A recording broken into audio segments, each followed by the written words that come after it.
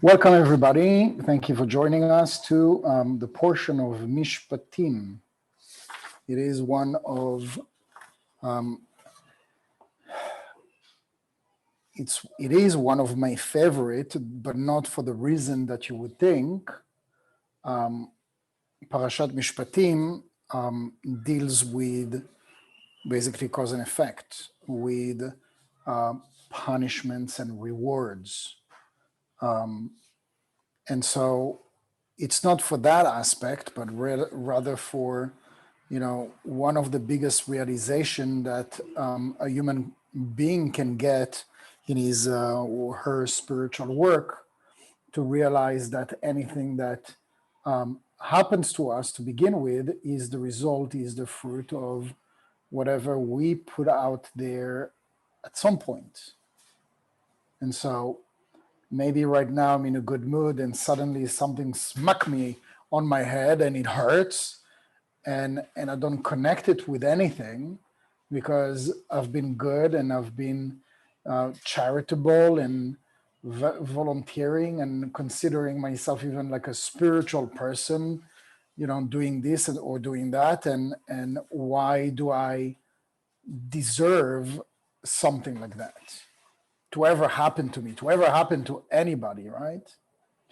And so part of the illusion of this physical reality is the illusion of time. And so this is why when we lie, for instance, we don't see the repercussion right away. So a lot of people get away with lying. A lot of people get away with cheating. A lot of people get away with stealing. A lot of people get away with killing. A lot of people get away with all sorts of crimes. And it just seems that a lot of those things go unpunished, or it seems like, the bad guys get away with it while the good ones are the one to pay for those things. And so it is only when we delve into spirituality, but not spirituality as La La Land and doing yoga and meditation and feeling good about myself, that would drive me to really understand the big question mark about our existence. Why are we here to begin with? And the question about karma, the question about tikkun, the question about, about all those triggers. Why are they happening to me in the first place? How does it serve me? How does the universe serve me by, putting to my face this lesson that I don't like very much? And so this is why we can just discuss like the first paragraph of Mishpatim, not only from the Torah, from the Bible, but also from the Zohar. And that would be enough for us to understand the big question about existence. Why are we here to begin with? Why do we have to go through challenges? Why do we have to earn what it is that we are receiving? So a person is going through a spiritual work, and it seems like, the fruit of his labor is that you're going to have a better life. And a better life means less chaos and less challenges and less hurdle and less loss and less breakdown, etc. We think that this is the result of spiritual life, right? Or spiritual work. But really the spiritual work in itself, in its wording definition, is that it has to involve some level of work. Now, I don't know a lot of, I would say, sectors of work where things are just, gifted to us, where somebody like an employer is going to pay us, a 30 days salary for 2 hours work. That's not going to happen, right? Like for you to earn a 30 days, 40 hours a week work, you need to deliver, you need to perform. And if you underperform, you're going to be a question mark. You're going to represent a question mark, and they're going to evaluate you, they're going to reevaluate you. And if you're not going to be to the level of standard of what is expected of you, then the best thing that's going to happen is that they're going to fire you. And so you can always look for another job if that was too much, right? But this is why, like when we're discussing, the understanding or the relevance of spiritual work, where did we at some point get into our idea, into our mind that spiritual work needs to be easy or needs to be free, right? A lot of people are out there, claiming and complaining and blaming why spiritual work needs to cost money if it is, like the truth or that should be like revealed for free in this universe. To a certain level, it is true that it should be free access, but there needs to be some level of work. Otherwise, we wouldn't call this spiritual work. So when we are out there, let's just say, following my nature. If I was to follow my nature, first of all, the nature of what? The nature of my soul, which I'm barely in touch with, or the nature of my body, that is basically the one that's the most dominant. If I am to follow the nature of my body, imagine just for about like 6 months, purely follow my nature. Like everybody says, just be yourself. Just be yourself and follow your calling and be who you are, etc., right? I can only imagine if I was to just follow my nature, I'm overweight, but I would be probably weighing 460 pounds, not moving from my house, being the laziest person, being the crabbiest person that I am, because I'm Scorpio moon and Taurus rising. So if you know a little bit of astrology, you could say, oh my gosh, this guy. Anyways, so when we're talking about the spiritual work, I would say that I'm a little bit, or at least towards, doing my spiritual work and calling myself spiritual, is that there is an aspect of resistance. There is an aspect of restriction. And restriction is what defines spirituality, going against the nature of the body, not against the nature of the soul.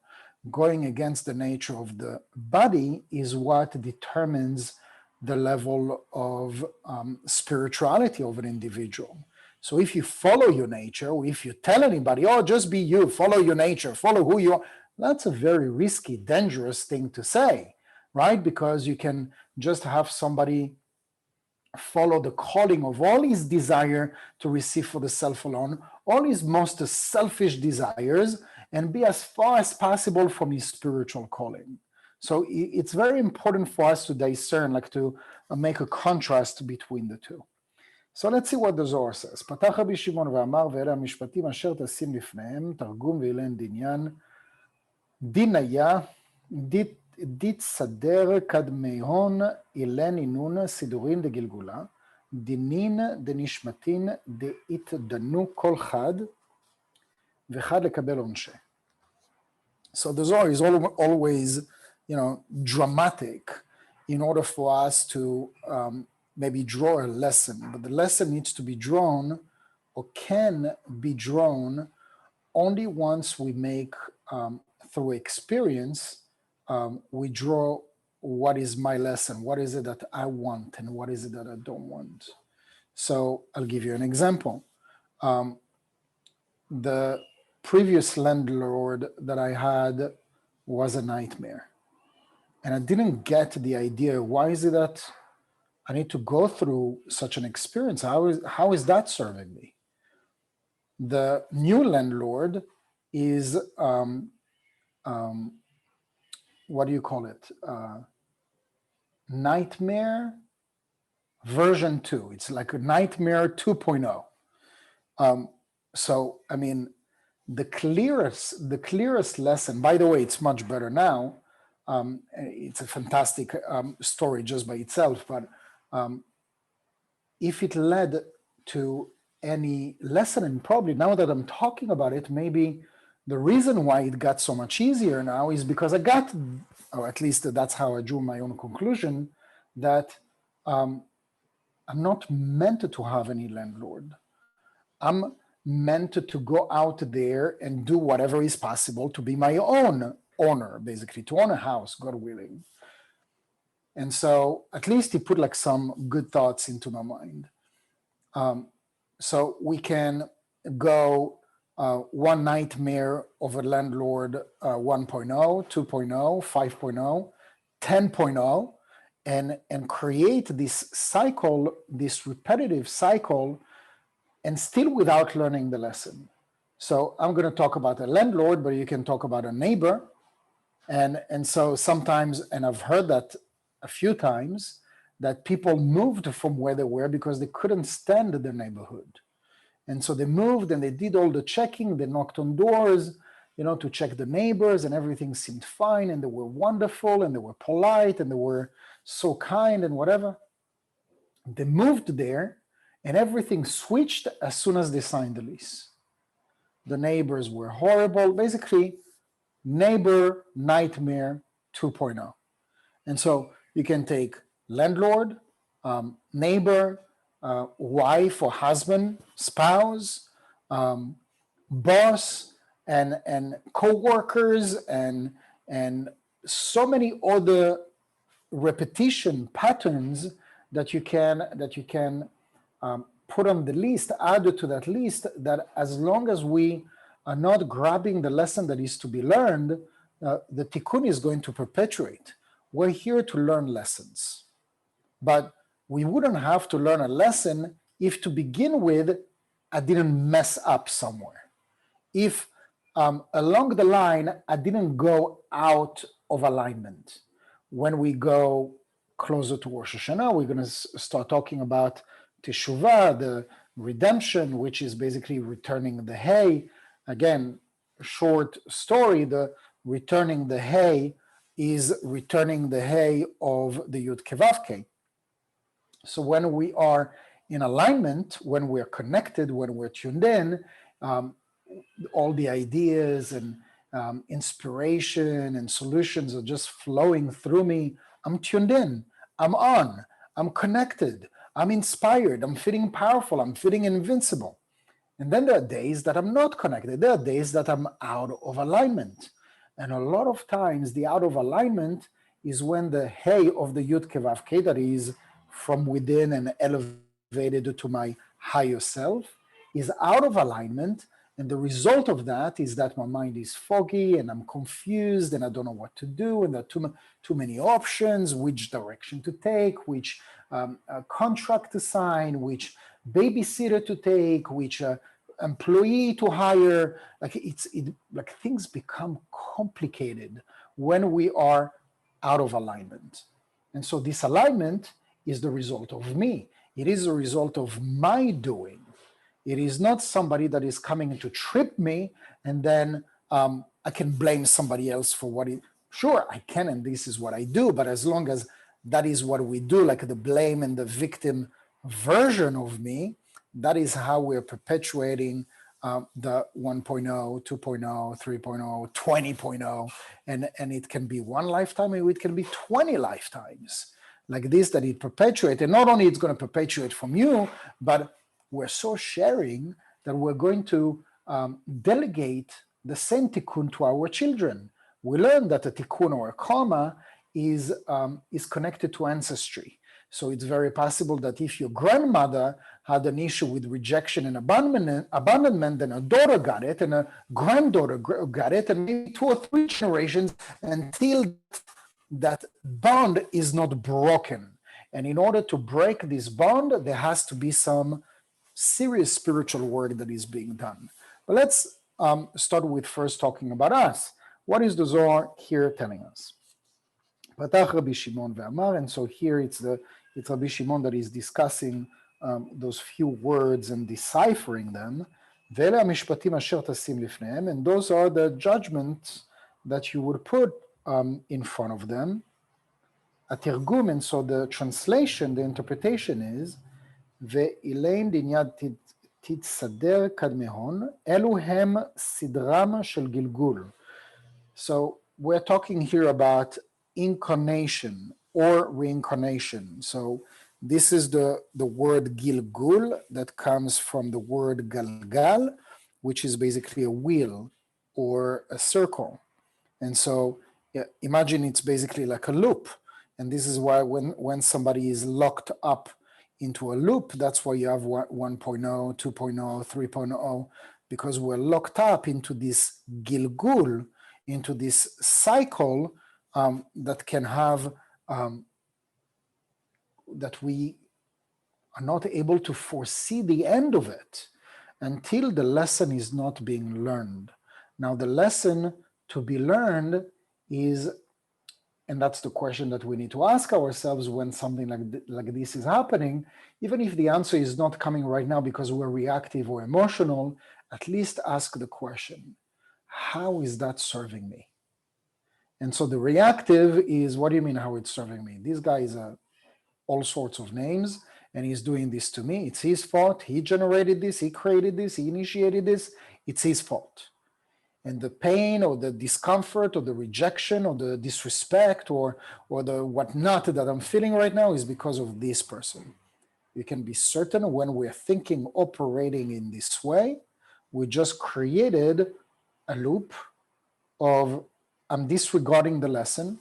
This whole thing just happened for nothing. I didn't learn anything. If anything, I'm stretching time because instead of breaking this loop, breaking this bond with whatever lesson I came to learn about this situation or about this lesson or this context, I just paused time. And so when we find the solution and we are learning the lesson and we have successfully been able to let it go, to forgive, or to accept that things are happening, beginning with us, then suddenly we realize, wow, how come I didn't realize that before? How come I was so stupid all these years, to be stuck in this loop, and I could just have moved on and not care about what this person is saying. And so once we're ready, the let go just seems like imminent, like instantaneous when it happens. But as long as we don't get there, when we go through the process of hurdle, challenge, struggle, or whatever, it can be like a day, or it can be a week, or it can be a month. It feels like a lifetime. That is when we're stuck in time. And we're stuck in the illusion of time because I'm not enabling the universe to teach me that lesson, to show me clearly the lesson, because of that ego, because of the desire to receive for the self alone that verbalizes in, I am right, I know better. And when we say this person did A, B, or C, it is me telling the universe, I don't need your lesson. I know better. I know that this guy did A, B, and C, and that's why I'm hurt. The universe is saying, well, to begin with, you're not hurt. You're holding on to a pain that you're carrying probably for 13 lifetimes, and it is your choice. Maybe you have paid it off already 6 lifetimes ago, but you are a conservative. You're somebody that like to keep things warm in storage. By the way, if likely the chance is that you're keeping things, like physical things, like I know people that are keeping things that are useless, but they keep them in the attic, they keep them in the basement, they keep them in boxes. Like, it's not a coincidence. You need to know it's not a coincidence. It shows and it tells a lot about our personality. And we're not talking here about physical baggage. It also tells us so much about our spiritual baggage and about our tikkun. And so, ואלה המשפטים אשר תשים לפניהם, אלו הם סדרים של גלגול, כי משפטים פירושו דינים. So the translation of mishpatim, or it translates in a synonym, mishpatim or dinim, which is basically the same word. But mishpatim are the, like the judgment that is upon us, and the dinim is at the court. So you're receiving like a, what's the word? It's not a decree, it's not a judgment. There is a word when you're in the court. I don't remember the word, but anyway, you got the idea. So the din is more from, let's say, like the legal standpoint. And so the same as we have like the physical court of law, there is also a spiritual court of law that is accumulating everything. And so this is why, not why, but one indication that we know this is, when somebody is about to die, and they're coming back, to tell us about it, is that they say how in 1 second they see the entire lives. They see the entire life, they see all the good, they see all the bad that they have done in 1 second. You've heard this before, right? I'm not making this up. How is that possible in 1 second? Do you know any computer that is able to do that? Do you know any microprocessor that is able to translate that, to project this on a wall your entire life in one split of a second? It's impossible. We have to be connected to something that is beyond physicality and beyond time and space to reach this reality that we can see, we can watch our entire life in 1 second. By the way, this is what happens in dreams. So people wake up and they say, oh, I had a dream, like the entire night I dreamt. Like if you learn about the dreams, you learn that those dreams, they last in our time, let's call it our time, 1 second. 1 second, but because when you're dreaming, you elevate, what your consciousness elevates to wherever it is that your consciousness is, that is not physical, and that is not limited with time. And so time is not the one that's going to quantify or qualify how long you're dreaming. So we come back here, and because that's the words that we can refer to it, I dreamed all night. You didn't dream all night. I mean, you can translate it because it feels like that. But when we dream or when we access the spiritual realm, you can access all the bank of information that there is in the universe, endless point, endless. And not just about you, but about your entire lifetimes. So this is why there are people that dream about the lifetimes that were speaking in different languages. And in the dream, they could perfectly understand. And as soon as they wake up, like the first few seconds, they can, hang on to some of the meaning, but then like a minute later, everything is gone. My gosh, I was speaking Italian. How is that possible? I think that's the reason why, by the way, I went and I studied Italian for 5 years, because I had a dream that I was speaking Italian. But it's like the mind, the physical mind is playing catch up with our previous lifetimes, but it's impossible. It is impossible because the physical mind is so limited with time and space. And so this is why when we're talking about, about the mishpatim or about the dinim, whichever we're looking at it, like from the judgment in the physical realm or the spiritual realm, there wouldn't be a judgment if we didn't go astray, if we didn't move out of alignment. By the way, what is it that you do when your car goes out of alignment? You take it to the mechanic. The car needs a mechanic to put it back into alignment. Our spirit and soul needs alignment. And we have the power to do that, first with our mind, with our decision, the power of our decision making. I'm going to redeem, I'm going to correct, I'm going to work on this, I'm going to go on a diet, I'm going to go find a job, I'm going to be less lazy, I'm going to clean my room after 2 weeks, I'm going to, cut the grass, I'm going to, like anything that is going to go against our nature, our laziness, our habits or whatnot. This is how we are actually activating, which is not a din, which is not judgment. Judgment is a produce of left column. Now, there are a lot of people that compensate left column. In other words, let's say that a person has done cheating on his wife, but on the side, he's going to do a lot of charity work. Why? Because there is a part of that individual, whatever this person might say, feels guilt. And so living on a lie, living these two lives, two realities, and he knows that this is not 100% kosher, but he can stop it. A lot of people, like they go into the blame. We don't know why things happen. So it's very hard to jump the gun and to say, that's okay, that's not okay. But anyway, is it okay to cheat? I'm not saying that it's okay to cheat. But what is not okay, at least from an understanding point of view, because those are two completely distinct things. One is that you do something off, out of alignment, cause and effect. It doesn't matter who you are, effect is coming back. Boomerang effect is coming back no matter who you are and no matter how much good you've done or how much good you're doing.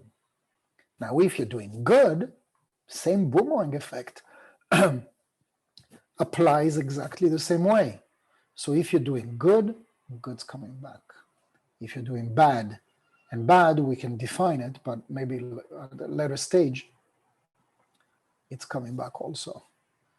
And so the idea of compensating, we cannot compensate the bad. So it doesn't matter how much good you're going to do, it's not going to replace the bad. So be a man, be a woman, whatever you've done that is bad, at some point, it needs to be redeemed. What does it mean to be redeemed? Don't we say, first of all, that the universe is based on mercy? So is God, angels are sitting out there waiting to judge us because they know anyway we're going to sin. So are we doomed to fail?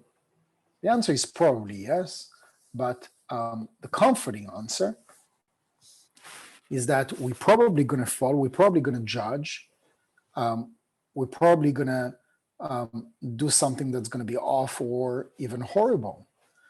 But because this realm is based on mercy, we're not judged right away. And so it is given to us an opportunity to fix, to redeem, to get a pardon, to surrender. And very often the way that this scenario plays out is that what I've done,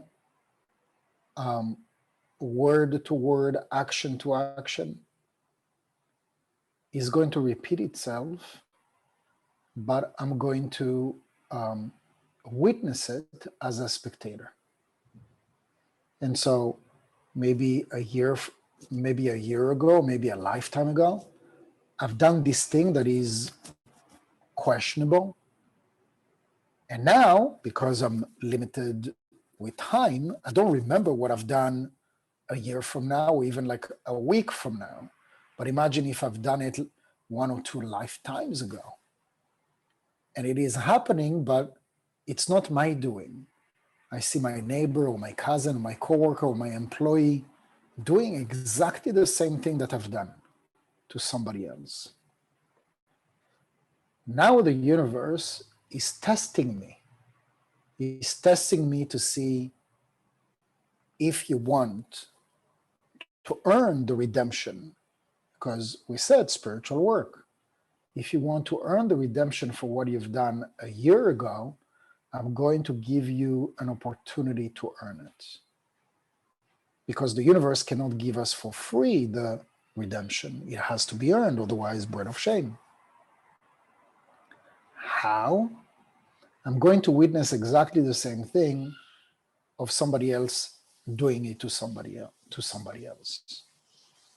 If I am judging this person and I'm jumping to save the weak or to save the victim, and I'm being arrogant or aggressive or speaking up or speaking out to this person and judging this person, I'm judging myself. I'm judging myself a lifetime ago. And that is the opportunity where the universe is speaking to me and says, I want to give you mercy. I want to give you forgiveness. But for that, I'm going to put you exactly through the same test, and you need to be merciful and compassionate with this person. If you can't, what you put out there is what you get back. So if you're going to give compassion to this person who does not deserve, I will give you twice as much. Not only for now, but also for what you've done a year from now. Clean slate. So we don't like usually injustice, unfairness, seeing somebody getting bullied. A lot of injustice and unfairness going on. And so how many times did I jump the gun and blame this person that did something that was not right? We jump as the savior, as the Joan of Arc of the situation. We think that we're saving the situation, but we're wasting and losing such a great opportunity to receive something that is way beyond, so much greater than connected to this situation. What is the lesson? Why am I witnessing this? What am I feeling right now? All I want to do right now is to judge this person. Wow. Why is the universe making you confront such a situation and making you taste such an undesirable emotion about somebody that you don't even care about, that you don't necessarily love or think about, 5 minutes a day?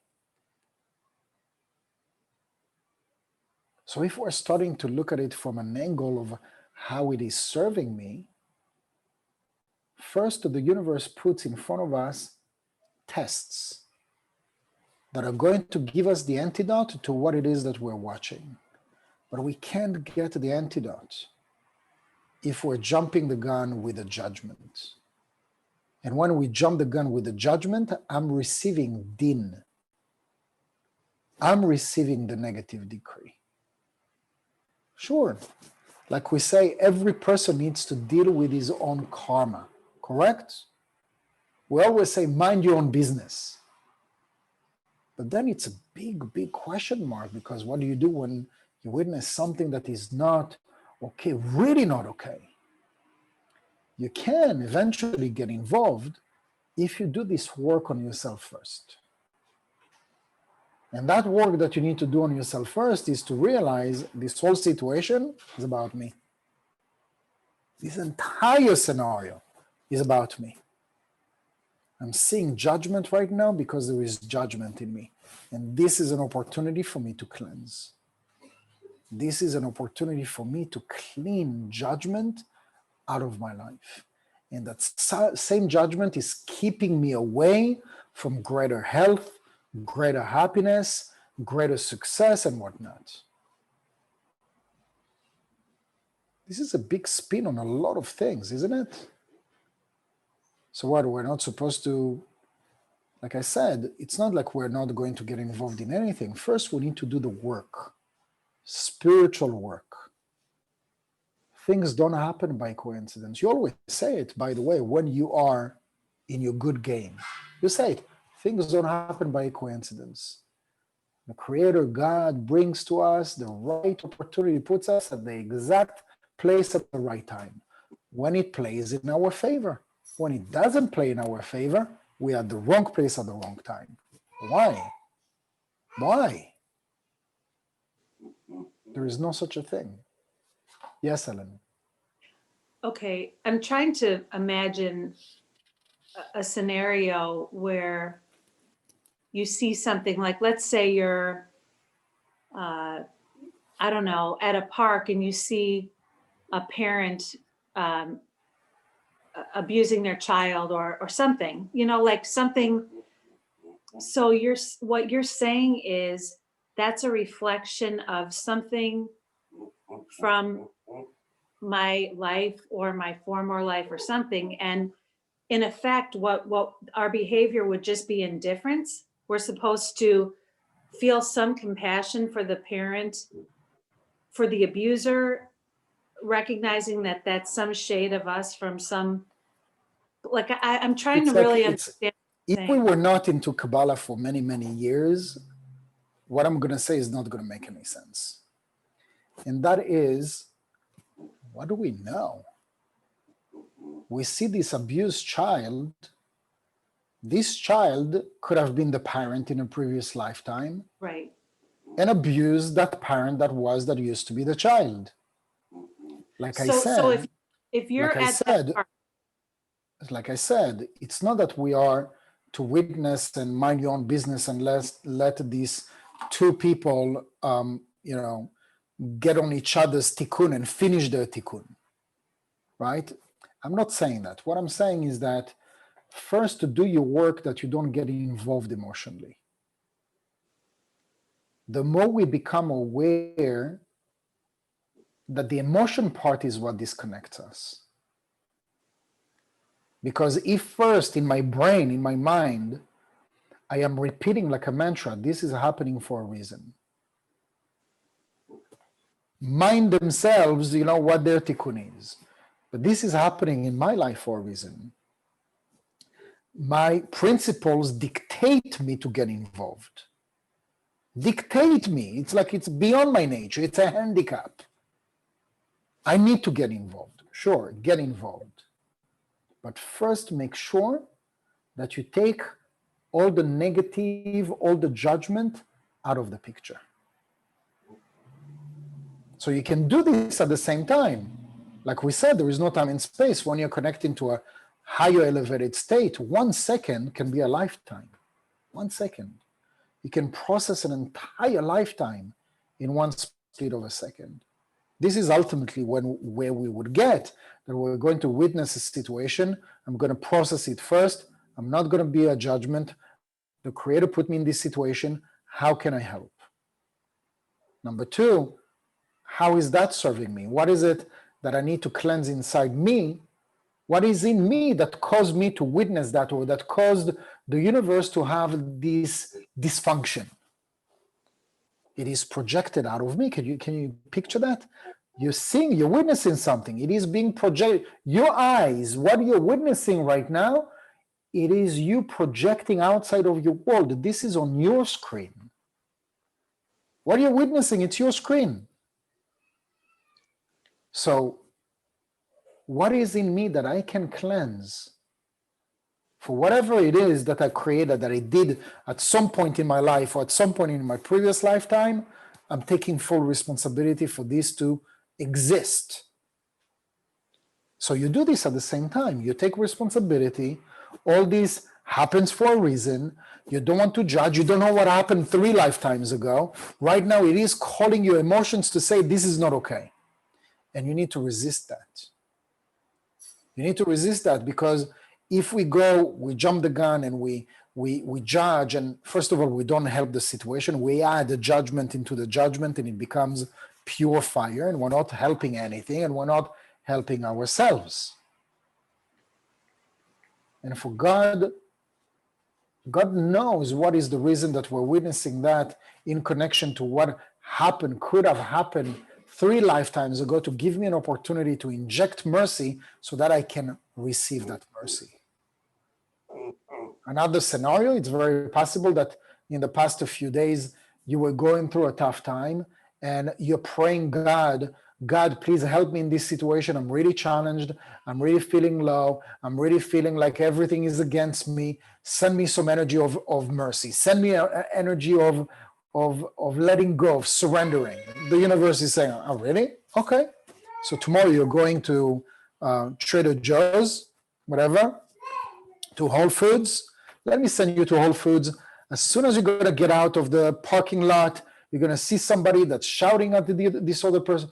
You want mercy? I'm going to give it to you, but not in the form or shape that you're expecting it.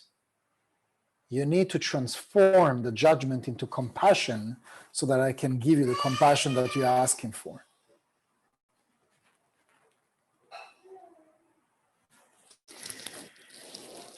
דהיינו דינים של נשמות החוזרות, so we're talking about the souls that are keeping on coming back, ומתגלגלות, and they're reincarnating to do the work that is in connection, כל אחת ואחת לפי עונשה, that is in connection with the work that is attributed to each one of us.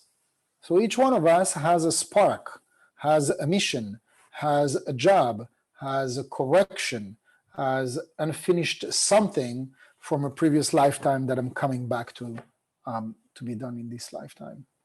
This is a huge discussion. I mean, I just read from a 2.5 line from the Zohar. And just on this paragraph, we can keep on talking for another 3 hours. So I hope that you get something out of it. And I'm going to wish all of us good luck and a greater awareness, higher consciousness. So those things would, would come up naturally when we're facing the challenge, when the occurrence comes up, and instead of jumping the gun and being the savior or being the judge or being the policeman or whatnot, like to start asking those questions a little bit more naturally than we used to. Thank you and have a wonderful week. Thank you, Yehuda. You're very welcome. Thanks, Yehuda. Thank you. Thanks, You're very Yehuda. welcome. Thank you. Thank you.